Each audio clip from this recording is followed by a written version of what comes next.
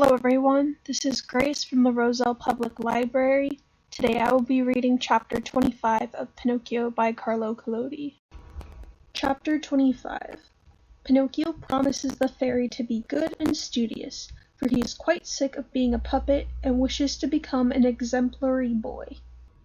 At first, the good little woman maintained that she was not the little fairy with blue hair, but seeing that she was found out and not wishing to continue the comedy any longer, she ended by making herself known, and she said to Pinocchio, "You little rogue, how did you ever discover who I was?"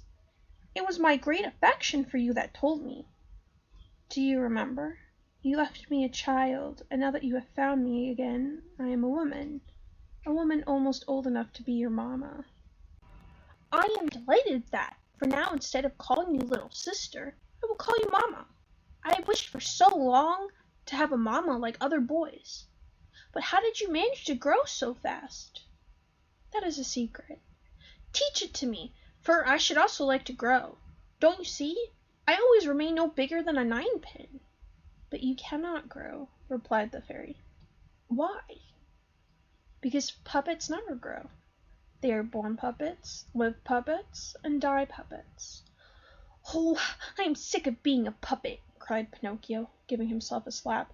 "It is time that I became a man." "And you will become one, if you know how to deserve it." "Not really. And what can I do to deserve it?" "A very easy thing. Learn to be a good boy." "And you think I am not?" "You are quite the contrary. Good boys are obedient, and I never obey." "Good boys like to learn and to work, and instead I lead an idle, vagabond life the year through." "Good boys always speak the truth." "And I always tell lies." "Good boys go willingly to school." "And school gives me pain all over my body. But from today I will change my life." "Do you promise me?" "I promise you. I will become a good little boy, and I will be the consolation of my papa." "Where is my poor papa at this moment?" "I do not know." "Shall I ever have the happiness of seeing him again and kissing him?" "I think so. Indeed, I am sure of it." At this answer, Pinocchio was so delighted that he took the fairy's hands and began to kiss them with such fervor that he seemed beside himself. Then, raising his face and looking at her lovingly, he asked, "Tell me, little mamma, it was not true, then, that you were dead?" "It seems not," said the fairy, smiling. "If you only knew the sorrow I felt, and the tightening of my throat when I read 'Here lies'!" "I know it, and it is on that account that I have forgiven you. I saw from the sincerity of your grief that you had a good heart, and when boys have good hearts, even if they are scamps and have got bad habits, there is always something to hope for. That is, there is always hope that they will turn to better ways. That is why I came to look for you here.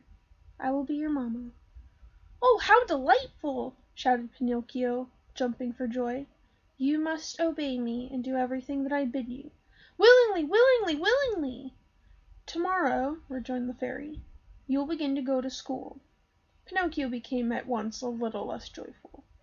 "Then you must choose an art or a trade according to your own wishes." Pinocchio became very grave. "What are you muttering between your teeth?" asked the fairy in an angry voice.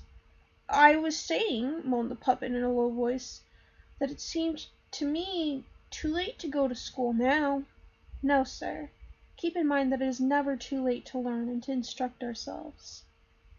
"But I do not wish to follow either an art or a trade." "Why?" "Because it tires me to work." "My boy," said the fairy, "those who talk in that way nearly always end up in prison or in the hospital. Let me tell you that every man, whether he is born rich or poor, is obliged to do something in this world, to occupy himself, to work. Woe to those who lead slothful lives.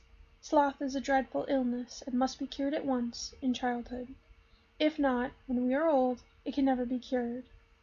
Pinocchio was touched by these words, and lifting his head quickly, he said to the fairy, "I will study, I will work, I will do all that you tell me, for indeed I have become weary of being a puppet, and I wish at any price to become a boy. You promised me that I should, did you not?" "I did promise you, and it now depends upon yourself."